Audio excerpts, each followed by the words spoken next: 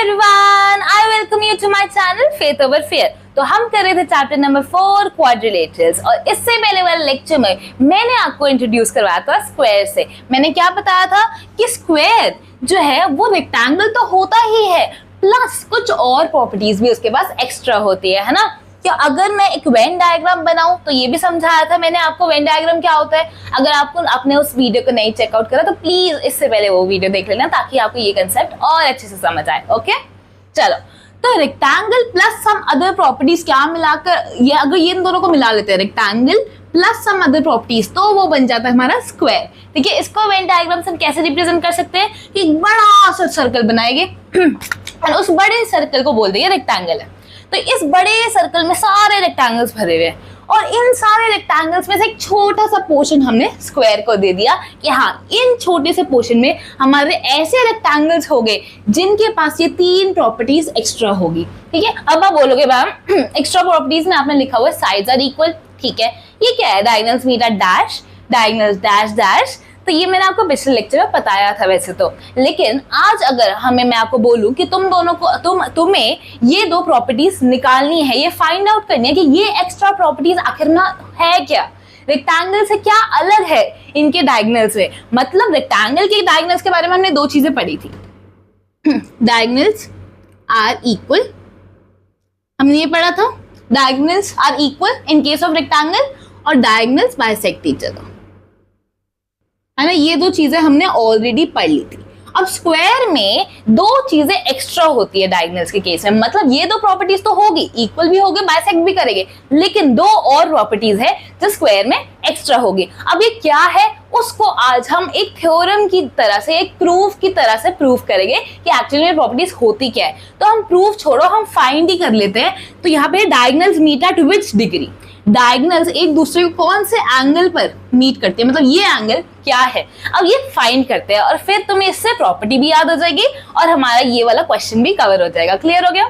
चलो, तो हमें गिवन है कि ABCD एक स्क्वायर है। अब गिवन है ABCD से स्क्वायर, तो मतलब हमारे पास रेक्टेंगल की सारी प्रॉपर्टीज इस स्क्वायर में फॉलो होगी। अब रेक्टेंगल की प्रॉपर्टीज पता है ना, अपोजिट साइड्स इक्वल होती है, अपोजिट साइड्स पैरेलल होती है, डायगोनल्स इक्वल होते हैं, डायगोनल्स बाइसेक्ट करते हैं और एंगल्स जो होते हैं वो सारे 90 डिग्री के होते हैं। लेकिन क्योंकि ये स्क्वायर है इसमें ऑल साइड्स आर इक्वल होगा, इसमें ये साइड ये साइड ये साइड ये साइड सारी साइड्स इक्वल होगी क्योंकि ABCD इज स्क्वायर। और हमें फाइंड करना है कि जो इनके बीच में एंगल है, इनके डायगोनल्स के बीच में एंगल है वो एक्चुअली में क्या है। ओके चलो, तो इससे पहले मुझे एक बात बताओ, अब इसमें रेक्टेंगल की सारी प्रॉपर्टीज होगी, मतलब इनके डायगोनल्स क्या हो गए, इक्वल हो गए, मतलब AC और BD इक्वल होगा और डायगोनल्स बाइसेक्ट भी करेंगे। तो जब डायगोनल्स इक्वल और बाइसेक्ट होता है तो मतलब ये वाला पार्ट इसके बराबर है और ये वाला पार्ट इसके बराबर है एंड ये वाला पार्ट इसके बराबर है। रेक्टेंगल में समझाया था ना कि अगर 2 साइड लेंथ है वो इक्वल है तो उनके हाफ भी इक्वल ही होंगे, तो ये सारे पार्ट्स इक्वल हो जाएंगे। क्लियर, हमें ये सब गिवन है, हमें निकालना है एंगल। तो हम कौन सा ट्रायंगल ले, हमें ट्रायंगल की वजह से सब कुछ, हम सारे क्वेश्चन ट्रायंगल्स की वजह से कर रहे हैं, कॉन्ग्रुएंसी लगाते हैं, ट्रायंगल्स लगाते हैं, समझ आता है सब कुछ। चलो, तो ये वाला ले लेते हैं, सपोज ये O पॉइंट है, तो अगर मैंने ट्रायंगल लिया AOD और मैंने ट्रायंगल लिया AOB, अगर मैंने ये 2 ट्रायंगल्स लिए और मैंने कुछ ना कुछ कर इनको कर दिया कॉन्ग्रुएंट प्रूफ, तो क्या मैं इन 2 एंगल्स के बीच में कुछ ना कुछ रिलेशन निकाल सकती हूँ?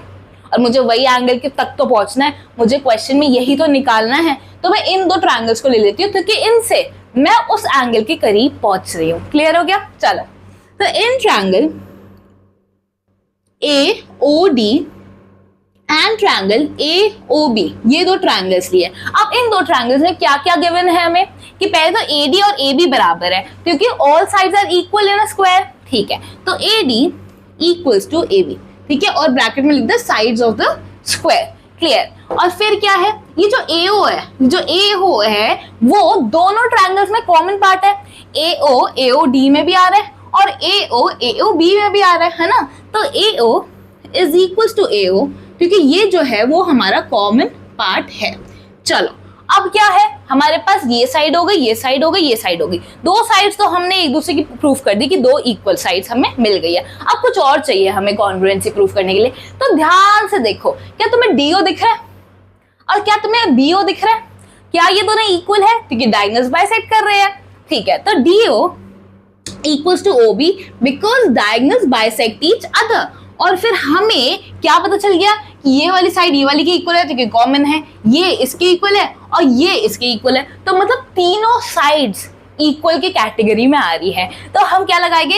S S S, side side side congruency rule से हमारा हो जाता है triangle AOD is congruent to triangle. अब लेबलिंग पे देना ध्यान, क्या देना है? लेबलिंग पे देना ध्यान। अब एओ के सामने हमें एओ ही लिखना है ना, एओ की साइड में हमें एओ ही लिखना है, क्योंकि एओ इज इक्वल्स टू एओ।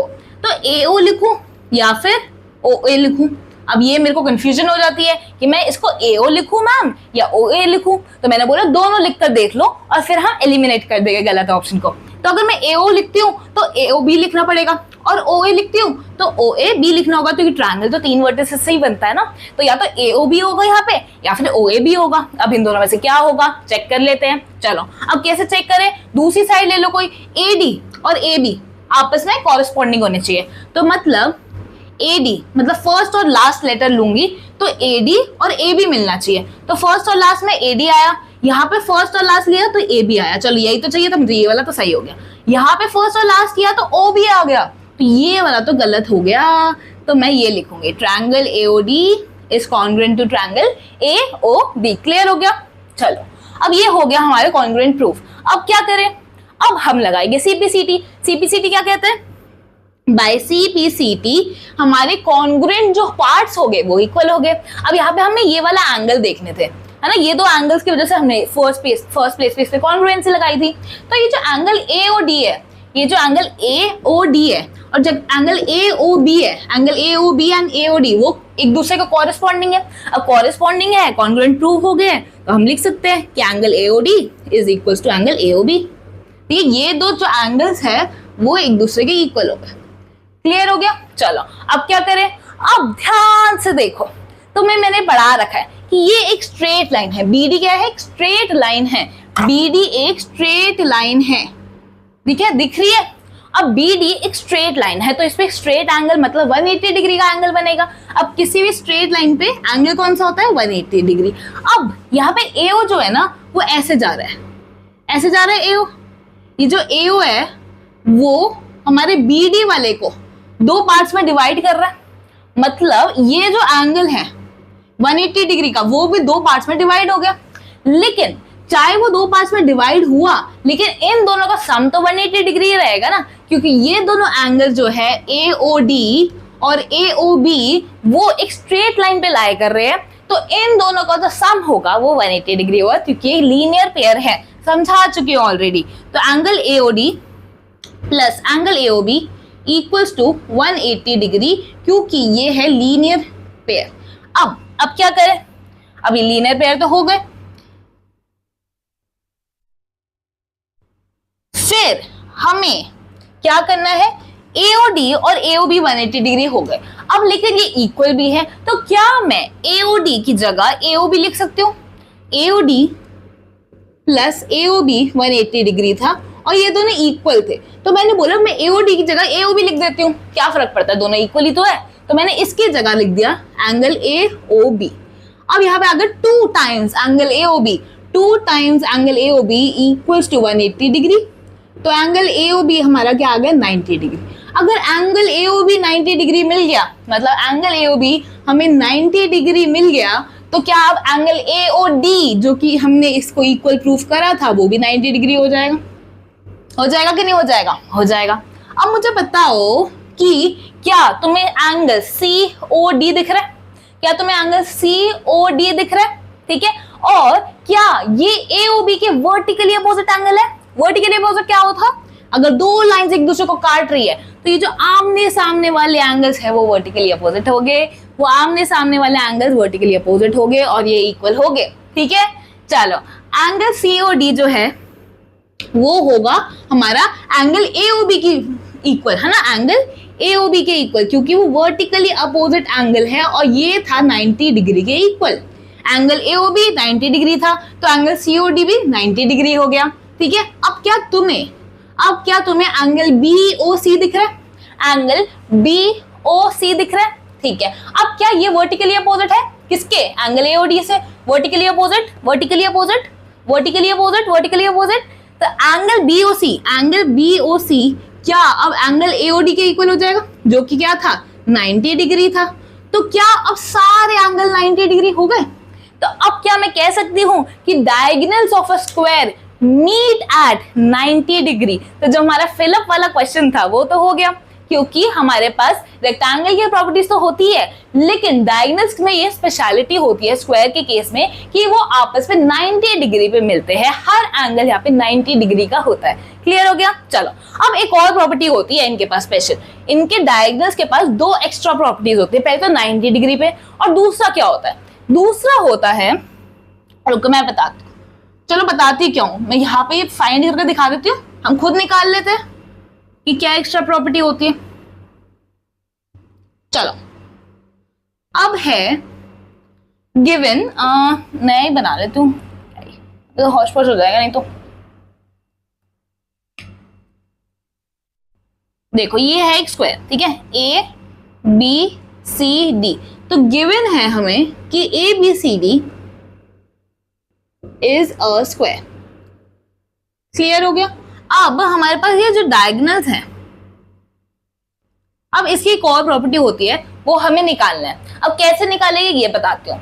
चलो अब क्या करो, तुम एक काम करो, तो मुझे बताओ ट्रायंगल एडीसी में, मेरा ट्रायंगल दिख रहा है, ट्रायंगल एडीसी में, इन ट्रायंगल एडीसी, ध्यान से देखो इस ट्रायंगल को, ध्यान से देखो। अब मुझे बताओ एबीसीडी एक स्क्वायर है, मतलब सारी साइड इक्वल है ना। अब एडीसी में, एडीसी ट्रायंगल में, है ना, ये वाली साइड और ये वाली साइड इक्वल है, ये वाली साइड और ये वाली साइड इक्वल है। अब जब दो sides of a triangle equal होती है तो कौन सा ट्रायंगल होता है, आइसोसेलेस ट्रायंगल, है ना। ये पढ़ाया था मैंने आपको, जब भी दो sides of a triangle equal होती है तो वो आइसोसेलेस ट्रायंगल होती है। और उसके हमने एक प्रॉपर्टी पढ़ी है, क्या पढ़ी है, कि जो भी इक्वल साइड है उसके लिए ना अपोजिट एंगल, इस ये इक्वल साइड है, इसके अपोजिट एंगल क्या है, एंगल ए। ये दूसरी इक्वल साइड है, इसके अपोजिट एंगल क्या है, एंगल सी। तो ये जो दो एंगल्स है वो भी इक्वल हो गए, ये जो दो एंगल्स है वो भी इक्वल हो गए। तो मतलब ये वाला एंगल और ये वाला एंगल इक्वल है, आइसोसेलेस ट्रायंगल प्रॉपर्टी। इसको दे देते 1, इसको दे देते 2। तो मतलब in triangle ADC, AD equals to DC, ये पहले ये लिख दो। So angle 1 equal to angle 2, isosceles triangle. बस इतना लिख दोगे, समझ आ जाएगा टीचर को, ठीक है।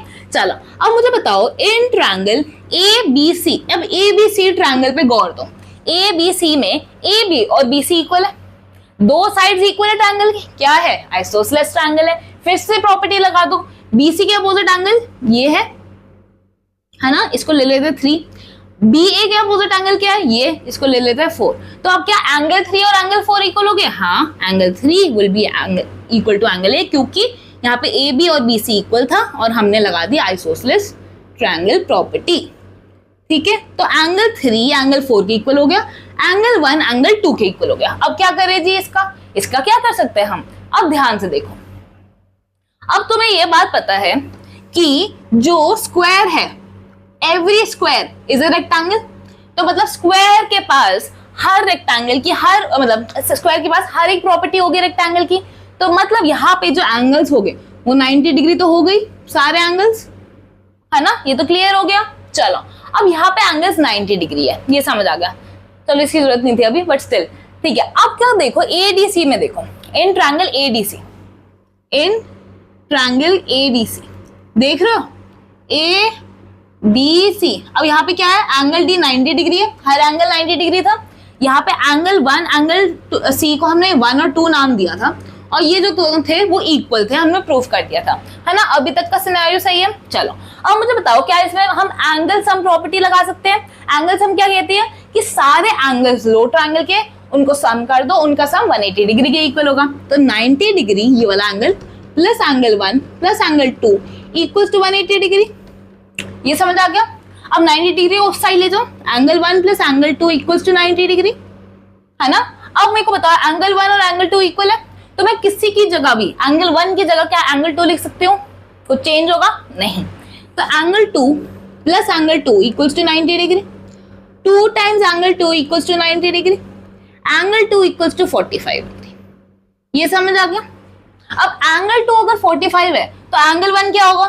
45 ही होगा ना, दोनों इक्वल है। ठीक है, तो एंगल 1 भी 45 डिग्री के बराबर ही है।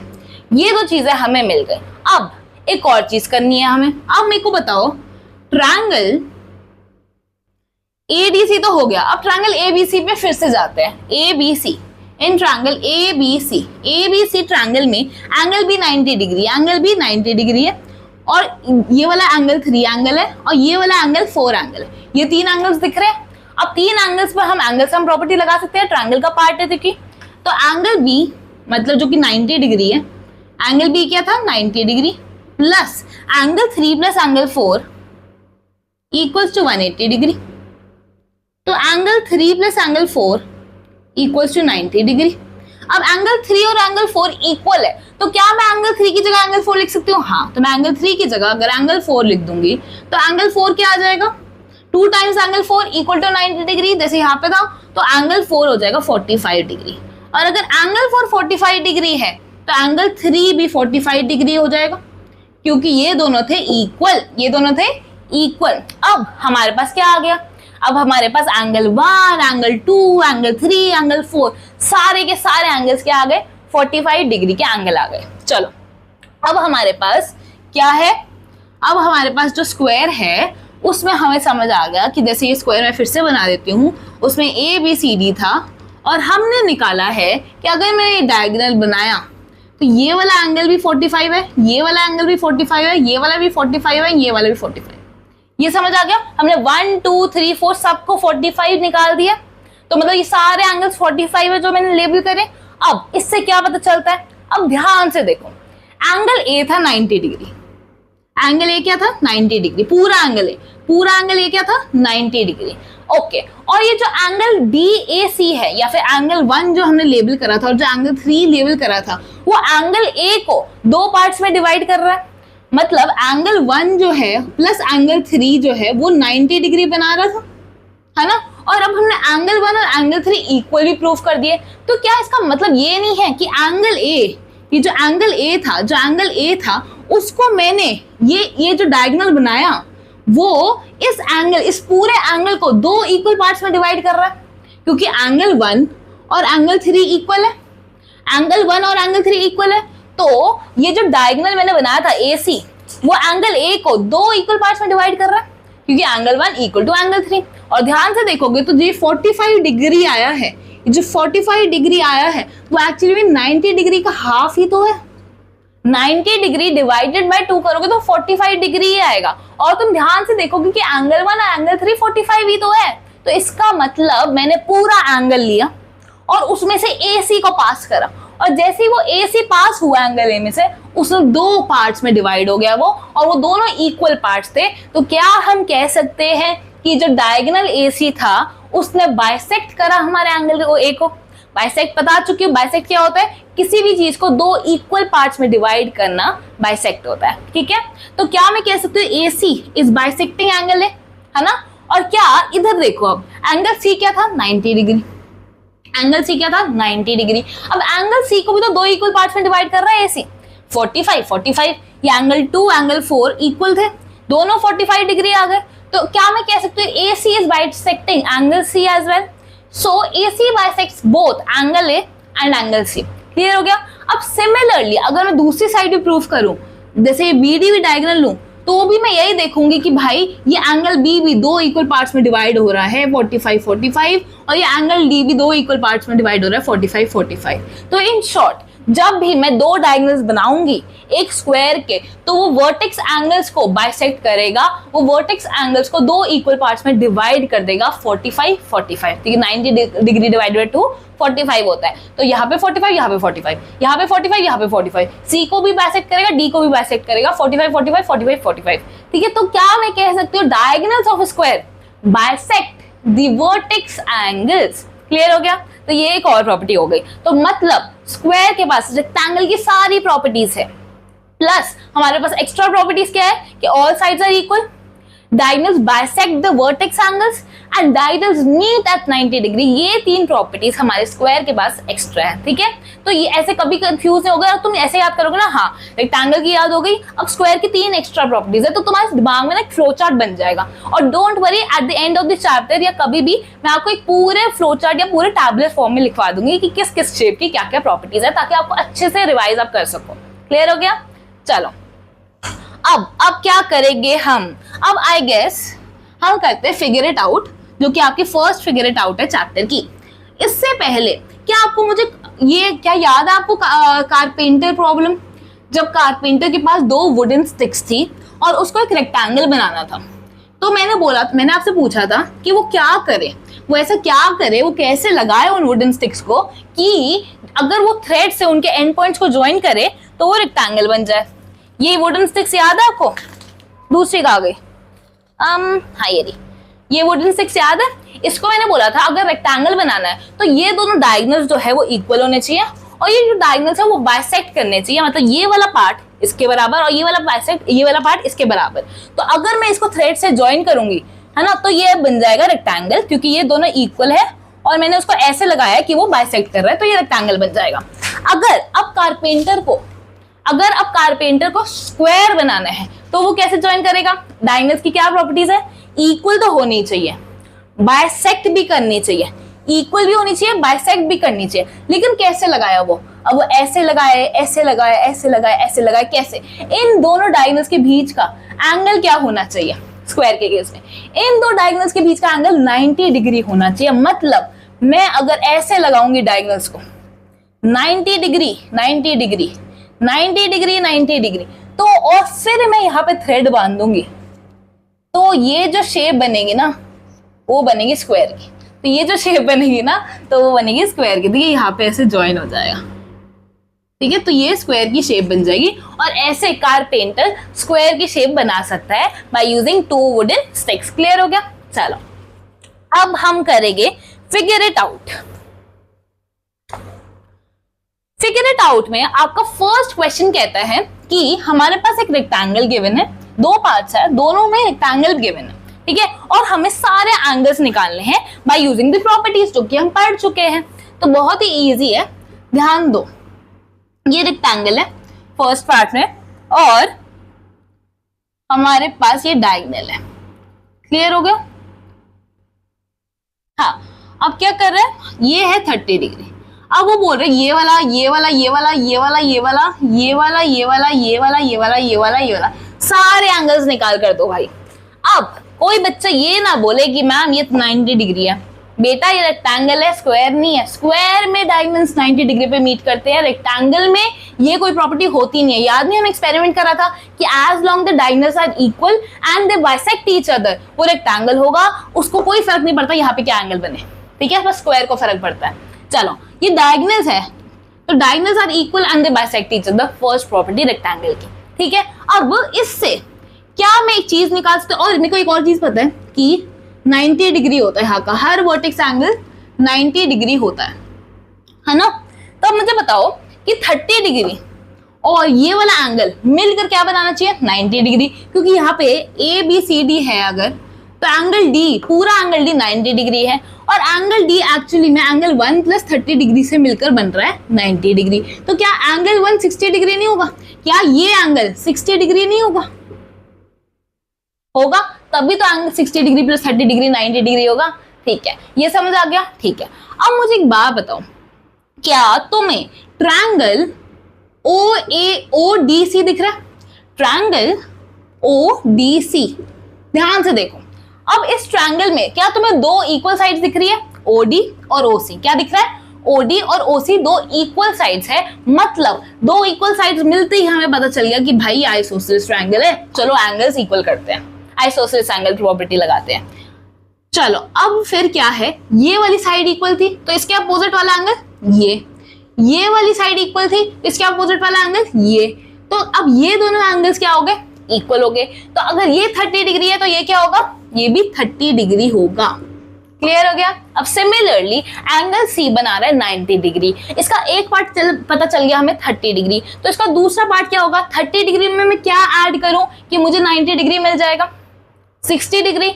तो ये बन जाएगा 60 डिग्री। चलो अब मुझे एक बात बताओ, क्या मेरे पास ट्रायंगल ओडीसी में मेरे पास दो एंगल्स है 30 डिग्री 30 डिग्री, क्या मैं तीसरा एंगल फाइंड आउट कर सकते हैं एंगल सम प्रॉपर्टी से? ऑफ कोर्स, क्योंकि 30 डिग्री प्लस 30 डिग्री प्लस ये वाला angle DOC plus angle DOC क्या मिलकर बनाएगा 180 डिग्री एंगल सम प्रॉपर्टी। तो अब DOC निकालूंगी तो ये दोनों बन जाएंगे 60 डिग्री, 60 डिग्री उधर लेकर जाऊंगी तो बन जाएगा 120 डिग्री।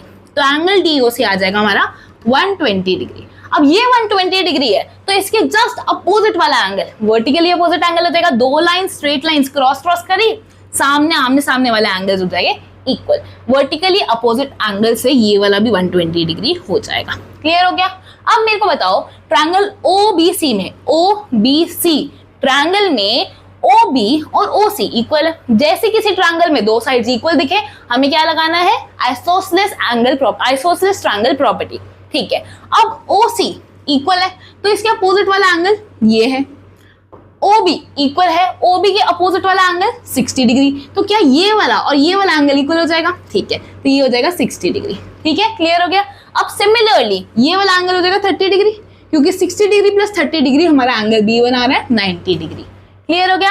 सिमिलरली यहाँ पे भी अब क्या होगा, अब यहाँ पे क्या होगा, जैसे यहाँ पे था 120 degree 30 degree 30 degree 120 degree 30 degree 30 degree, यहाँ पे भी 30 डिग्री आ जाएगा, क्योंकि ये दोनों जो ट्रायंगल्स है वो आपस के हूबहू इमेजेस ही तो है ना। ये दोनों ट्रायंगल्स कॉन्ग्रुएंट थे, हमने रेक्टेंगल में प्रूव करा था कि जो अपोजिट ट्रायंगल्स है वो कॉन्ग्रुएंट होते हैं।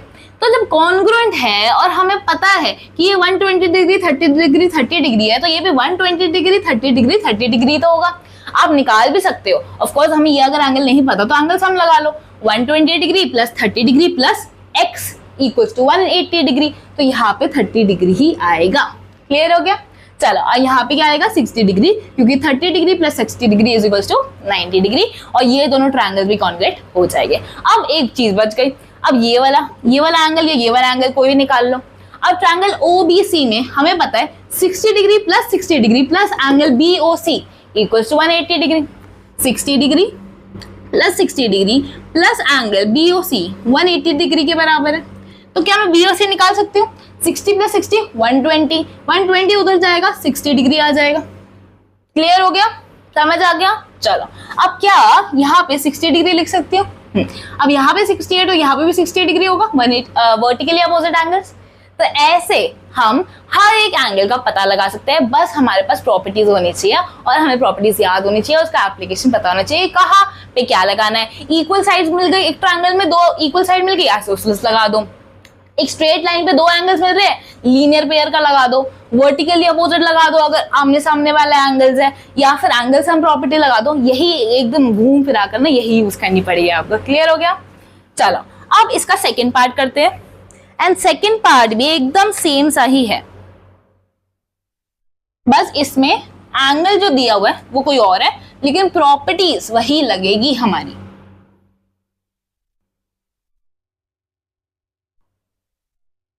अब है हमारे पास, ये है हमारे पास रेक्टेंगल, ठीक है। अब ये है QRST और ये जा रहा है डायगोनल्स इनके, रेक्टेंगल ही है, ठीक है ये, और ये है 110 डिग्री।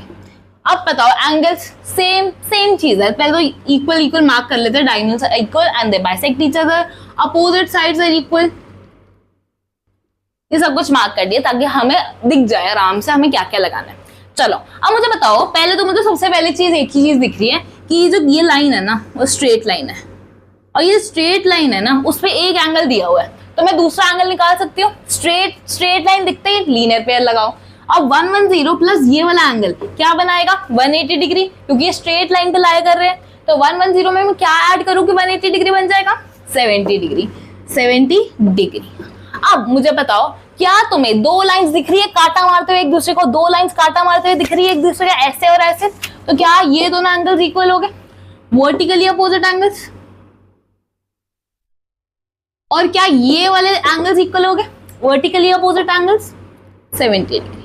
अब ये चीज तो हमें इनर सर्कल तो मिल चुका है, अब हम चलते हैं बाहर की तरफ। अब मुझे बात बताओ, क्या तुम्हारे पास ये ट्रायंगल है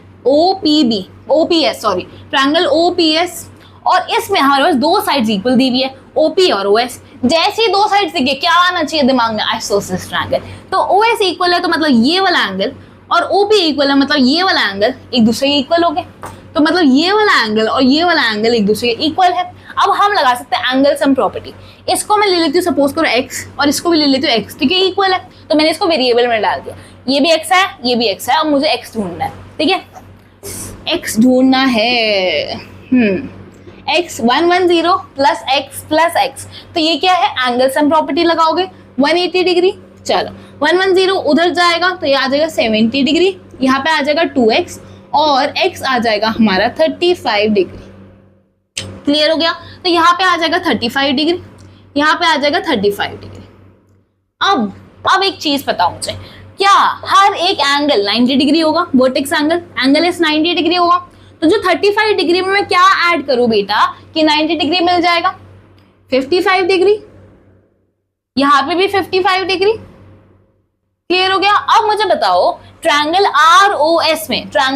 ROS में RO और OS इक्वल है। जैसे दो साइड्स इक्वल दिखे क्या लगाऊंगी? Isosceles triangle. तो 55 डिग्री, ये OR के अपोजिट 55 डिग्री, OS के अपोजिट 55 डिग्री होना चाहिए, ये दोनों एंगल्स इक्वल हो जाएंगे। तो यहाँ भी 55 डिग्री आ गए। सिमिलरली इस ट्रायंगल में भी लगाओगे आइसोसेलेस एंगल प्रॉपर्टी, तो हमारा पास ये वाला और ये वाला एंगल इक्वल हो जाएगा, तो ये भी 55 डिग्री हो जाएगा। क्लियर हो गया। सिमिलरली 55 डिग्री में मैं क्या ऐड करूं कि 90 डिग्री मिले, क्योंकि एंगल क्यों 90 डिग्री है, तो ये 35 हो जाएगा, यहाँ पे भी 35 हो जाएगा। क्लियर हो गया। तो ये आपका हो गया सेकंड पार्ट, हर एक एंगल निकाल लिया हमने, और आई होप कोई दिक्कत नहीं होगी। अगर कोई भी दिक्कत हो तो प्लीज कमेंट सेक्शन में पूछ लेना, मैं आपको मतलब बेस्ट पॉसिबल वे में रिजॉल्व करने की कोशिश करूंगी। क्लियर हो गया। चलो, तो हम कर रहे थे क्वेश्चन नंबर 2। तो हमारा क्वेश्चन नंबर 2 कहता है draw a quadrilateral whose diagonals have equal lengths of 8 centimetre and that bisect each other and intersect at an angle of first part 30 degree. मतलब हमारे पास फर्स्ट पार्ट है 30 डिग्री। क्लियर हो गया। और हमें ऐसा क्वाड्रिलेटरल बनाना है जिसके जो डायगोनल्स है ना, सपोज कर मैं रफ डायग्राम बना रही हूँ, मुझे ऐसा क्वाड्रिलेटरल बनाना है जिसके डायगोनल्स इक्वल लेंथ के हो, ठीक है, इक्वल लेंथ के हो, और वो एक दूसरे को बाइसेक्ट कर रहे हो, और हमारे पास लेंथ भी दी हुई है कि हर एक डायगोनल 8 सेंटीमीटर का होना चाहिए, 8 सेंटीमीटर का होना चाहिए। मतलब ये 4 का होगा, ये 4 का होगा, ये 4 का होगा, और ये 4 का होगा, 4 4 4 4 का होगा, तभी ये डायगोनल्स जो है वो बाइसेक्ट करेंगे और वो इक्वल लेंथ के भी है। क्लियर हो गया। और फर्स्ट पार्ट कहता है कि वो उनके बीच का एंगल होना चाहिए 30 डिग्री। हमें ऐसा क्वाड्रिलेटरल कंस्ट्रक्ट करना है। तो ऐसा क्वाड्रिलेटरल बनाने के लिए हम क्या करेंगे, हम पहले इस डायगोनल को, ये जो डायगोनल है ना, इसको बनाएंगे। अब एक्चुअली में हम इस डायगोनल को अपनी कन्वीनियंस के लिए, जैसे ABCD है, अब हम AC बनाते हैं। AC बनाएंगे हम 8 सेंटीमीटर की। तो एक स्केल लो और उसको मेजर करो कि 8 सेंटीमीटर यहाँ तक आ रहा है मेरा, ठीक है। तो 8 सेंटीमीटर मैंने बना दिया, ठीक है, 8 सेंटीमीटर मैंने बना दिया, और इसको मैंने लेबल कर दिया A और C। क्लियर हो गया। ठीक है। अब मुझे O पॉइंट ऐसा चाहिए कि ये जो 4 सेंटीमीटर और 4 सेंटीमीटर में बाइसेक्ट करे, ऐसा O पॉइंट बनाना है जो इस AC को 2 इक्वल पार्ट्स में डिवाइड करे। तो मेरे को O 4 सेंटीमीटर पे चाहिए, तो मैं यहाँ पे 4 सेंटीमीटर पे, 4 सेंटीमीटर पे, यानी कि AC के मिड पॉइंट पे O बना दूँ। क्लियर हो गया। अब मुझे AOC मिल गया है। अब मुझे यहाँ पे इस पॉइंट पर 30 डिग्री का एंगल बनाना है, क्योंकि फर्स्ट पार्ट कहता है कि जो डायगोनल्स है मेरे 30 डिग्री पे एक दूसरे को इंटरसेक्ट कर रहे हैं। तो मैं यहाँ पे एक लूँगी D। अब मेरे को D कैसे यूज़ करते हैं, जैसे आपको ये पॉइंट दिख रहा होगा, ये जहाँ पे ये युवा लिखा है, यहाँ पे पॉइंट दिख रहा होगा, इस पॉइंट को इस O के साथ रखना होता है, ठीक है, ऐसे, और फिर हमें देखना होता है 30 डिग्री। अब तुम सोचोगे तुम्हें कौन सा स्केल दिख रहा है, यहाँ पे 2 स्केल दिख रहे होंगे, एक नीचे से दिख रहा होगा यहाँ पे जैसे 0 10 20, और उसी के ऊपर 180 170 भी दिख रहा है। लेकिन तुम्हें क्या करना है, जैसे तुम्हें अब AO से देख रहे हो, तुम यहाँ पे C है, यहाँ पे O है, यहाँ पे C है ना, तुम हमें अब हम OC से देख रहे हैं। हम किससे देख रहे हैं, OC से देख रहे हैं। तो हम इस साइड से, राइट हैंड साइड से वो वाला स्केल देखेंगे जिससे 0 से स्टार्ट हो रहा है। तो 0 से स्टार्ट कहाँ पे हो रहा है, लोअर वाला स्केल यहाँ पे 0 से स्टार्ट हो रहा है। देखो 0 degree, 10 degree, 20 degree, 30 degree, 40 degree, 50 degree, 60 degree, 70 degree, 80 degree, 90 degree and so on. अब हमें क्या चाहिए, हमें 30 डिग्री का एंगल चाहिए। तो यहाँ पे 30 डिग्री का एंगल यहाँ पे लेके और यहाँ पे एक लाइन लगा देंगे। क्लियर हो गया। अब इस लाइन को इस O से मिला देंगे ऐसे। तो यहाँ पे जो हमारा एंगल बन गया वो बन गया हमारा 30 डिग्री का। ठीक है, इस लाइन को हम एक्सटेंड कर देते हैं। ओके, अब हमें डायगोनल बनाना है BD।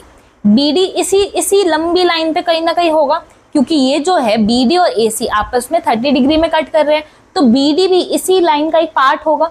अब हमें BD कैसे बनाना है, BD भी 8 सेंटीमीटर का होना चाहिए, क्योंकि जो डायगोनल्स है वो इक्वल भी है और जो बाइसेक्ट भी कर रहे हैं। जैसे इस डायग्राम में देख रहे हो कि AC तो यहाँ पे है ऐसा, ठीक है, और जो BD है वो 30 डिग्री का होना चाहिए, और साथ में ये सारे जो पार्ट्स है वो इक्वल होने चाहिए, 4 4 4 4, क्योंकि diagonals are equal and they bisect each other.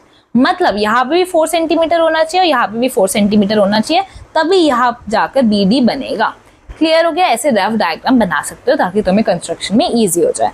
अब क्या करेंगे, हम ये लेंगे कंपास। ठीक है, इस कंपास में हम यहाँ पे मेजर करेंगे। जैसे ये नीडल को रखेंगे 0 पे और इस पेंसिल को लेकर आएंगे 4 तक, ऐसे यहाँ से 4 सेंटीमीटर हम मेजर कर देंगे। ठीक है, यहाँ पे मेरी पेंसिल टूट गई है, 1 सेकेंड रुको, मैं वो लेकर आती हूँ। तो यहाँ पे मैंने क्या बोला था कि यहाँ पे मैं 4 सेंटीमीटर का ऐसे लूंगी कि नीडल को 0 और इस पेंसिल को 4 पे लेकर आऊंगी। तो मैंने ऐसे ले लिया। अब क्या करना है, मेरे को यहाँ पे रखना है O पर अपना नीडल, और रेडियस अब मेरी है 4 सेंटीमीटर। मैं एक लगाऊंगी आर्क ऊपर और एक लगाऊंगी नीचे। ठीक है, और ये जो आर्क है जो इस लाइन को कट कर रही है उसको मैं लेबल कर दूंगी B और D, और यहाँ पे फिर मैं ज्वाइन कर दूंगी AB को, BC को, यहाँ पे CD को और यहाँ पे AD को। तो ये जो मेरा ABCD है वो मेरा ऐसा क्वाड्रिलेटरल है जिसमें डायगोनल्स इक्वल लेंथ के हैं 8 सेंटीमीटर में, जिसमें डायगोनल्स बाइसेक्ट कर रहे हैं, मतलब यहाँ पे सारे 4 4 4 के पार्ट्स हैं, और जहाँ पे डायगोनल्स 30 डिग्री पे मीट कर रहे हैं। तो ऐसे करेंगे हम कंस्ट्रक्शन। अब करते हैं सेकेंड पार्ट। ठीक है, सेकेंड पार्ट हम कंस्ट्रक्ट करेंगे, इसी पे कर लेते हैं।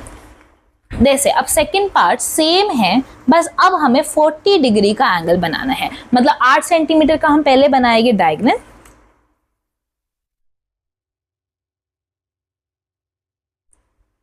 आठ सेंटीमीटर का डायगोनल बनाएंगे। अब हमें पता है जैसे ये AC आ गया, अब इसको बाइसेक्ट करना है तो हमें 4 सेंटीमीटर के लिए इसको डिवाइड करना पड़ेगा। यहाँ पे 4 सेंटीमीटर पे हम बनाएंगे O वाला पॉइंट। ठीक है, तो ये बाइसेक्ट कर रहा है। अब इस लाइन पर हमें 40 डिग्री का एंगल, ये O पर हमें 40 डिग्री का एंगल बनाना है। तो यहाँ पे हम रखेंगे यहाँ पे ऐसे अपना D, और इससे बनाएंगे 40 डिग्री का। हम लोअर स्केल यूज कर रहे हैं क्योंकि हम यहाँ से 0 चाहिए, हम C से मेजर कर रहे हैं। C से 0, 10, 20, 30 और 40, ये आ गया 40 डिग्री।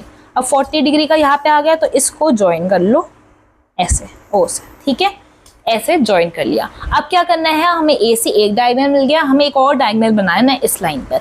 वो डायगोनल भी 8 सेंटीमीटर का होना चाहिए, तो 4 सेंटीमीटर ऊपर और 4 सेंटीमीटर नीचे हमें एक आर्क खींचनी पड़ेगी। तो ये जो कंपास है, इसके नीडल को रखो 0 पे और इसकी पेंसिल को रखो 4 पे। ठीक है, तो ये आ गया ऐसे।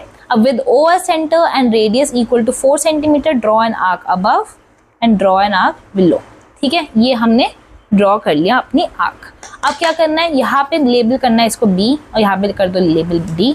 अब इसको कर दो ज्वाइन, तो AB, ये BC, ये CD और ये AD।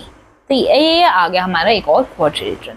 अब थर्ड पार्ट करते हैं। थर्ड पार्ट में है सेम क्वेश्चन है, बस 90 डिग्री का एंगल बनाना है। तो हम क्या करेंगे, फिर से हम AC बनाएंगे, 8 सेंटीमीटर का AC बनाएंगे हम। ठीक है, अब क्या करेंगे, O बनाएंगे 4 सेंटीमीटर पे, ताकि ये 4 सेंटीमीटर और 4 सेंटीमीटर हो जाए, ताकि हमें डायगोनल्स बाइसेक्ट करवाने हैं। क्योंकि अब एंगल O पे हम 90 डिग्री का एंगल बनाएंगे। तो फिर से हम लेते हैं अपना D, आके नहीं ना, डी लेके अब इस पे हम क्या करेंगे, यहाँ पे आएगा 90 डिग्री, ये 90 डिग्री का एंगल इधर है, ठीक है। अब हम क्या करेंगे, हम इसको ओ से ज्वाइन कर देंगे। अब हमारा दूसरा डायगोनल इसी लाइन पे लाई करेगा। हमें 4 सेंटीमीटर का ऊपर बनाना है आर्क, 4 सेंटीमीटर का नीचे बनाना है, क्योंकि diagonals are equal and they bisect each other. तो ये 4 सेंटीमीटर का ही सेट हुआ है मेरा कंपास, तो मैं इसको ऐसे बना दूंगी। अब यहाँ पे क्या करूंगी, मैं लेबल करूंगी बी और यहाँ पे लेबल करूंगी डी। तो यहाँ पे अब मैं ज्वाइन कर दूंगी, सबको ज्वाइन कर दूंगी।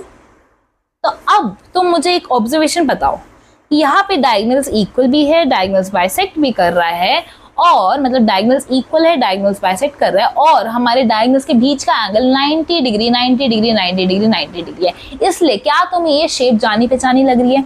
क्या तुम्हें ये शेप स्क्वायर जैसी लग रही है? तो हाँ, ये शेप क्या होगी, स्क्वायर, क्योंकि डायगोनल्स इक्वल है, डायगोनल्स बाइसेक्ट कर रहे हैं, और डायगोनल्स बाइसेक्ट किस पे कर रहे हैं, 90 डिग्री के एंगल पे। समझ आ गई? ठीक है। अब फोर्थ पार्ट है हमारा 140 डिग्री। हम एक ऐसा क्वाड्रिलेटरल कंस्ट्रक्ट कर रहा है जिसमें डायगोनल्स 140 डिग्री पे मीट कर रहे हैं। तो हमने सेम चीज करनी है। हमें क्या लेनी है, हमें 8 सेंटीमीटर का तो डायगोनल बनाना है, फिर उस पे ओ बनाना है जिससे वो 4 सेंटीमीटर डिवाइड हो जाए। फिर हमें ओ पॉइंट पे 140 डिग्री का एंगल बनाना है। तो अब देखो 140 डिग्री कहाँ पे, 140 डिग्री 90 डिग्री से ज़्यादा बड़ा एंगल है। यहाँ से शुरू कर रहे हैं 0, 10, 20, 30, 40, 50, 60, 70, 80, 90, 100, 110, 120, 130, 140। 140 हमें इधर जाकर मिल रहा है, इस साइड जाकर मिल रहा है। अब हम क्या करेंगे, इसको एक दूसरे से ज्वाइन कर लेंगे और इस पे। अब इस लाइन पे हमारा दूसरा डायगोनल लाई करेगा। अब हमारा कंपास 4 सेंटीमीटर पे सेट है, तो हमने with O as centre and radius 4 centimetre हमने एक आंख ऊपर बनाई, एक आंख नीचे बनाई, और हमने इन सबको ज्वाइन कर दिया। ये यहाँ का बी और यहाँ पे आ गया डी, और यहाँ पे हमारा ज्वाइन हो गया। क्लियर हो गया? तो ये भी हमने एक ऐसा क्वाड्रिलेटरल बनाया। तो एक्सेप्ट हमने जो थर्ड पार्ट है उसमें 90 डिग्री का एंगल बनाया था बीच में डायगोनल्स के, और बाकी सब में हमने डायगोनल्स इक्वल और डायगोनल्स बाइसेक्ट करवाए, और बाकी सब में एंगल्स कभी 30 डिग्री का था, कभी 40 डिग्री का था, कभी 140 डिग्री था। लेकिन इररिस्पेक्टिव ऑफ द एंगल्स हमारे डायगोनल्स इक्वल थे और हमारे डायगोनल्स बाइसेक्ट कर रहे थे। तो ये जो सारे पार्ट्स हैं वो रेक्टेंगल ही है। समझ आई? 1, 2, 3, 4 सारे जो भी हमने पार्ट्स कंस्ट्रक्ट करे वो एक तरह के रेक्टेंगल ही थे।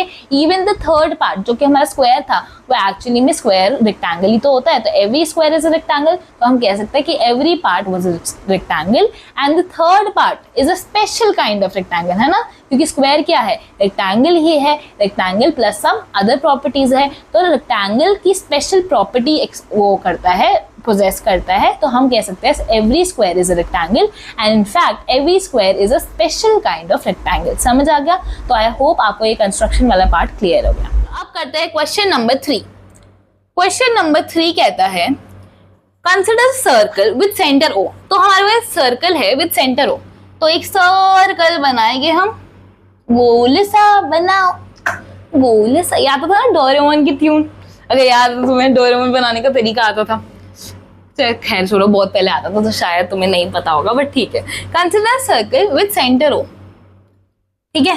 अब क्या करेंगे, line segments PL and A are two perpendicular diameters of the circle. तो पहले तो परपेंडिकुलर डायमीटर्स क्या होते हैं? डायमीटर क्या होता है, जो भी लाइन, ये सर्कल है और इसका एक सेंटर होगा O, जिससे मैंने कंपास से एक सर्कल बनाया होगा उस पॉइंट पे रखकर। सर्कल बनाना सबको आता है, ठीक है। अगर मैं कोई भी लाइन बनाऊं जो इस सेंटर से पास होते हुए मेरे सर्कल को दो पॉइंट्स पे कट करे, मैंने एक सर्कल बनाया, चाहे मैं ये लाइन बना रही हूँ, ये भी सेंटर से पास हो रही है, चाहे मैं ये लाइन बनाऊं सेंटर से पास हो रही है, और चाहे मैं ये लाइन बनाऊं सेंटर से पास हो रही है, सेंटर से पास हो रही है, और दो पॉइंट्स पे, पॉइंट A और पॉइंट B पे कट कर रही है मेरे सर्कल को। ये भी 2 पॉइंट्स पे A और B पे कट कर रही है, C और D पे कट कर रही है, E और F पे कट कर रही है। तो ये जो AB है, यहाँ पे भी AB है, CD है, EF है, या फिर ये GH बना दूं मैं, या LM बना दूं, कुछ भी सेंटर से पास होनी चाहिए और मेरे सर्कल को दो पॉइंट्स पे कट करनी चाहिए। इसको मैं डायमीटर कहती हूँ। क्लियर हो गया? और ये जो डायमीटर है वो 2 रेडियस से मिलकर बनती है, R और R। अब R क्या होता है? रेडियस होता है। अगर मेरा सर्कल है और मेरे पास उसका सेंटर है, तो सेंटर से मैं कोई भी पॉइंट पे अगर मैं डिस्टेंस नापूंगी, सर्कल के सेंटर से मैं किसी भी पॉइंट पर जो कि सर्कल पर है मेरा, जैसे ए है मेरा पॉइंट एक सर्कल पर, अब मैं ए ओ का डिस्टेंस नापूंगी तो हमेशा मुझे रेडियस मिलेगा, ठीक है। अगर यहाँ पे बी है मेरे सर्कल पे कोई भी पॉइंट, तो अगर मैं ओ बी भी नापूंगी, ओ बी भी मेजर करूंगी तब भी रेडियस आएगा, ये ओ सी मेजर करूंगी तब भी रेडियस, ओ डी रेडियस, तो मतलब ये सारे रेडियस हो गए। मतलब सेंटर को अगर मैंने कोई भी पॉइंट लिया सर्कल पे और उसको सेंटर से ज्वाइन करा तो मेरे पास रेडियस मिलेगा। और अगर मैं दो रेडियस को ऐसे कंबाइन कर बनाऊंगी तो मेरे को डायमीटर मिल जाएगा, क्योंकि एक्चुअली में ओ से बी तक रेडियस है, ओ से ए तक रेडियस है और ए से बी मेरा डायमीटर है। तो क्या मैं कह सकती हूँ कि ये जो डायमीटर है मेरा 2 टाइम्स रेडियस के बराबर है, ठीक है। डायमीटर मेरा 2 टाइम्स रेडियस के बराबर होता है। क्लियर हो गया? इतना नॉलेज तो मैंने आपको ऐसे ही बता दिया। अब ध्यान से देखते हैं क्या कह रहा है क्वेश्चन। चलो, अब क्वेश्चन कह रहा है line segments PL and AM are 2 perpendicular diameters. तो कह रहा है AM, एक डायमीटर हमारा AM। अब AM को सेंटर से पास करवाना है क्योंकि वो डायमीटर है, ठीक है। और PL भी एक डायमीटर है तो ये भी सेंटर से पास होगा। अब वो कह रहे हैं डायमीटर्स तो है ये दोनों, लेकिन परपेंडिकुलर भी है, मतलब ये परपेंडिकुलर है भाई, यहाँ पे 90 डिग्री का एंगल बन रहा है, समझ आ गया? एक दूसरे से 90 डिग्री पे कट कर रहे हैं ये। परपेंडिकुलर का मतलब ये होता है। अब what is the figure APML? अगर मैं APML ये जो मेरी क्वाड्रिलेटरल बन रहा है इसको अगर मैं ज्वाइन करूं, APML को अगर मैं मिला दूं तो ये जो क्वाड्रिलेटरल है वो क्या बनेगा? तो पहले तो तुम्हें पता ही है, क्या पता है? ये देखने में स्क्वायर लग रहा है, लेकिन क्यों ऐसा क्यों हुआ? क्योंकि अब तुम ध्यान से देखो, ये APML, सर्कल को भूल जाओ, APML जो है वो एक क्वाड्रिलेटरल है और इसके PL और AM जो है वो APML के क्या है? डायगोनल्स है। स्क्वायर के डायगोनल्स क्या होते हैं? इन दोनों के अपोजिट वर्टिसेस को मिला दो, डायगोनल बन जाएंगे। तो ये जो APML है इनके डायगोनल्स क्या है? AM और PL, ठीक है। अब ये AM और PL क्या इक्वल है? क्या कोई मुझे बता सकता है AM और PL क्या इक्वल है? ये दोनों भाई ये इक्वल हो गए। क्यों? क्योंकि ये डायमीटर है। AM क्या है? डायमीटर है। तो AM क्या होगा? डायमीटर। और PL क्या है? ये भी तो डायमीटर ही है। जब दोनों डायमीटर है, दोनों 2 टाइम्स रेडियस के बराबर है, तो क्या मैं कह सकती हूँ कि जो AM है और मेरा PL है वो इक्वल है, क्योंकि दोनों डायमीटर है। पहला पॉइंट। दूसरा पॉइंट क्या है? क्या तुम्हें ये पता है कि ये जो AM है और ये जो O है ना, ये जो O है, O से M तक क्या है? रेडियस।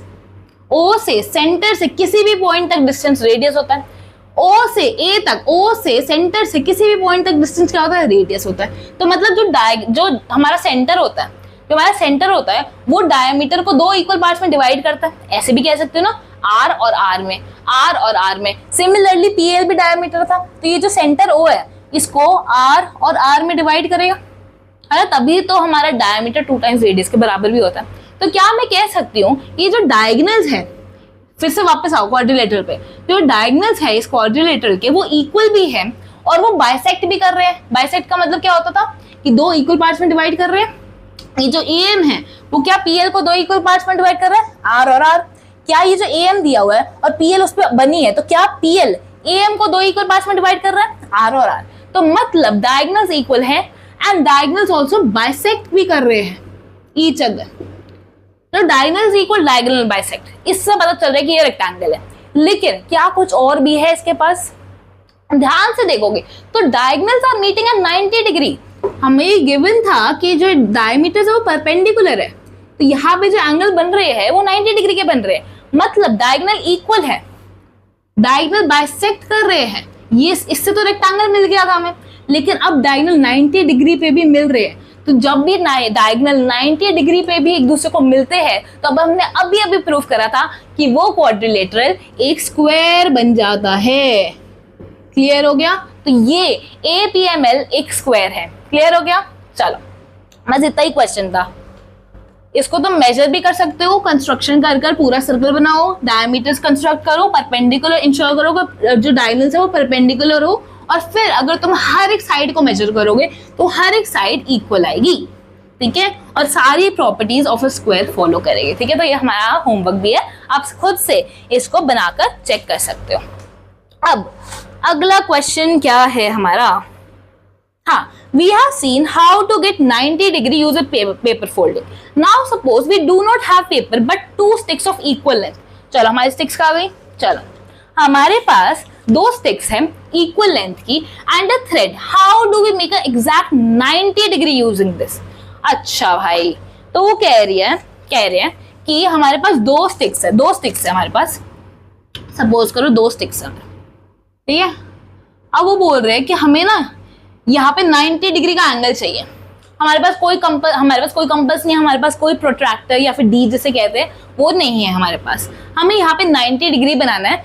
हमें बस ये इंफॉर्मेशन दी हुई है कि ये जो डायगोनल्स है ना वो हमारे इक्वल है, ये जो डायगोनल्स है वो हमारे इक्वल है। तो पहले हमारा फर्स्ट स्टेप होगा कि हमें ये पता लगाना है कि यहाँ पे 90 डिग्री का एंगल बनाना चाहिए।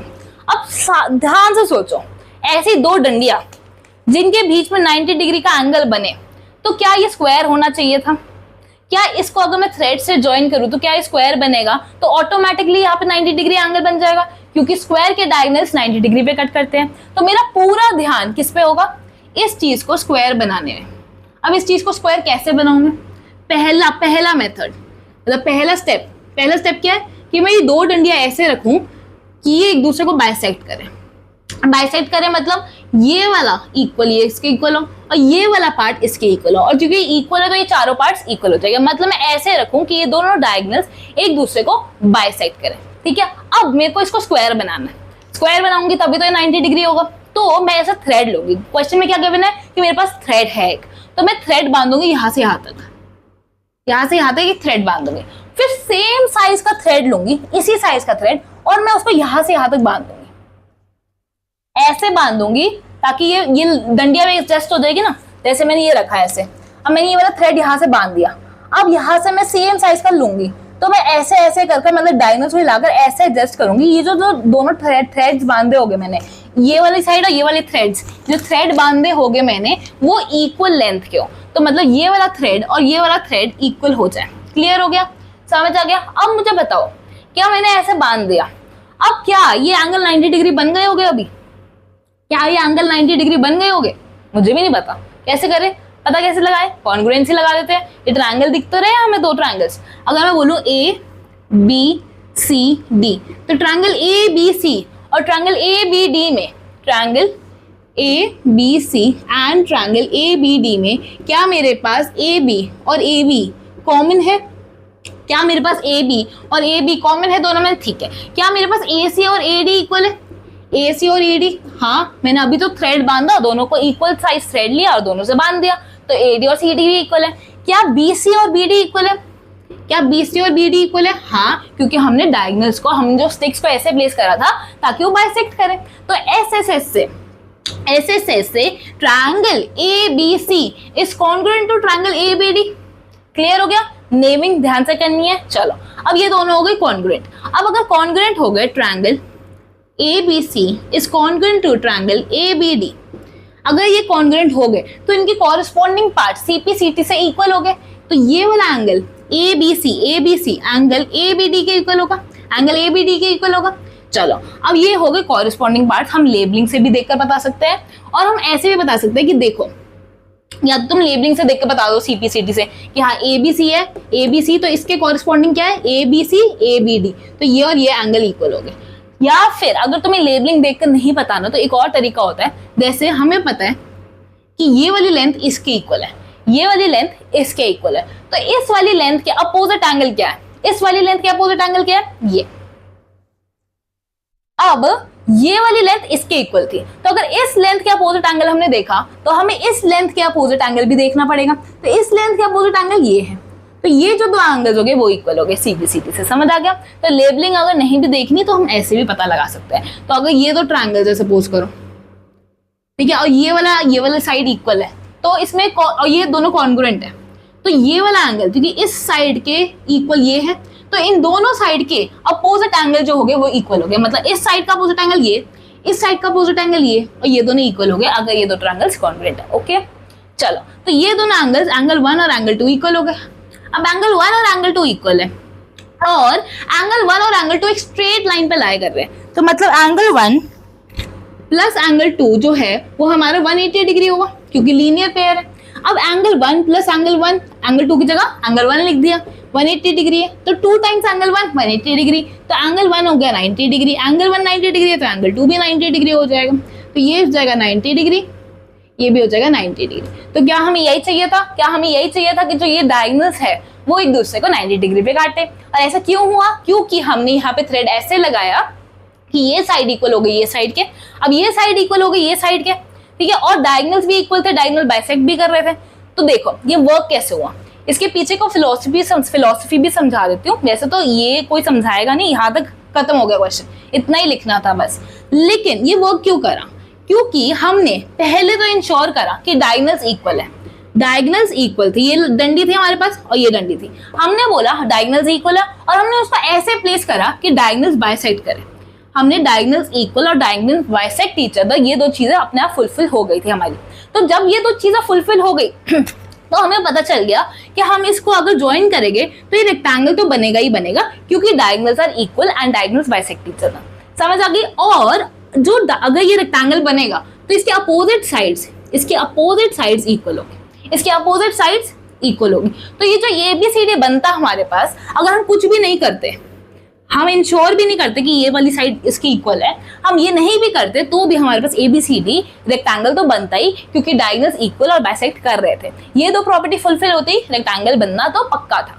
अब हमने क्या करा? हमने करा कि हमने ये भी देख लिया कि AB और AD को हमने इक्वल कर दिया, थ्रेड लगाया यहाँ से AB और AD, ये दोनों इक्वल साइज थ्रेड यूज करें और हमने पक्का कर लिया कि AB और AD इक्वल हो गया, तो मतलब AB और AD इक्वल हो गया। अब AB AD के इक्वल हो गया, अब AD BC का इक्वल तो था ही, और ये अपोजिट साइड्स भी इक्वल ही थे। तो मतलब जब सारी साइड्स इक्वल हो गई, रेक्टेंगल तो था ही लेकिन रेक्टेंगल के साथ हमने सारी साइड्स इक्वल कर दी, तो ये स्क्वायर बन गया। और अगर स्क्वायर बन गया तो अपने आप ही डायगोनल्स 90 डिग्री पर ही मिलेंगे। अगर तुम्हें ये कंफ्यूजिंग लग भी रहा है तो कोई इशू नहीं है, बस तुम ये ध्यान रखना कि हमने इसको स्क्वायर बनाया ताकि डायगोनल्स जो है वो 90 डिग्री पे बाइसेक्ट कर ले। ओके, चलो अब आ रहा है हमारा last question. We saw that one of the properties of a rectangle is that its opposite sides are parallel। ठीक है, हमने रेक्टेंगल में देखा था कि रेक्टेंगल अगर हमने बनाया तो उसके अपोजिट साइड्स पैरेलल है, मतलब ये वाली साइड इसके पैरेलल है। पैरेलल का सिंबल याद है ना, ऐसे एरो बना देते हैं, इसका मतलब ये दोनों साइड्स पैरेलल है और ये वाली साइड इसके पैरेलल है। अब क्योंकि यहाँ पे मैं एक एरो यूज कर चुकी हूँ और मैं ये नहीं दिखाना चाहती कि ये दोनों पैरेलल है, तो यहाँ पे मैं दो एरो बना लूंगी। इसका मतलब क्या, दो एरो वाला इसके पैरेलल है, दो एरो के साथ पैरेलल है और सिंगल एरो के साथ पैरेलल है। तो रेक्टेंगल में अपोजिट साइड्स आर पैरेलल, ये हमें पता है। Can this be chosen as a definition of a rectangle? क्या मैं कह सकती हूँ कि कोई भी क्वाड्रिलेटरल लूम है और उसमें मैंने अपोजिट साइड्स पैरेलल बना दी तो वो हमेशा एक रेक्टेंगल होगा? क्या मैं ये कह सकती हूँ? In other words, in every quadrilateral that has opposite sides parallel and equal, is it a rectangle?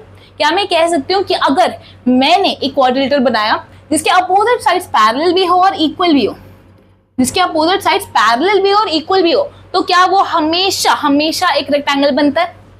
तो मुझे बताओ, क्या तुम्हें ये वाला शेप पता है? ये होती है एक अलग शेप, ये होती है एक पैरेललोग्राम। इसमें अपोजिट साइड्स पैरेलल होती है और इक्वल भी होते हैं, इसमें अपोजिट साइड्स इक्वल भी होती है और पैरेलल भी होती है। लेकिन क्या ये रेक्टेंगल है? ये रेक्टेंगल नहीं है। क्यों नहीं है? क्योंकि इसके एंगल्स देखो बेटा, ये 90 डिग्री है ही नहीं। रेक्टेंगल के एंगल्स 90 डिग्री होने चाहिए, वर्टेक्स एंगल्स, लेकिन यहाँ पे 90 डिग्री नहीं है, तो इसको कहते हैं पैरेललोग्राम, जो कि हम आगे जाकर पढ़ेंगे। तो मतलब अगर कोई भी क्वाड्रिलेटरल जिसमें sides equal, opposite side equal या अपोजिट साइड पैरेलल हो, तो हम ये जरूरी नहीं है कि रेक्टेंगल हो, समझ आई? लेकिन हाँ, अगर डायगोनल्स इक्वल हो और डायगोनल्स बाइसेक्ट कर रहे हो तो हम 100% कह सकते हैं कि वो क्वाड्रिलेटरल रेक्टेंगल है, जैसे कि हमने इससे पहले वाले क्वेश्चन में देखा था। क्लियर हो गया? तो इसी के साथ आपका फिगर इट आउट होता है खत्म। And keep learning, keep revising. Bye bye.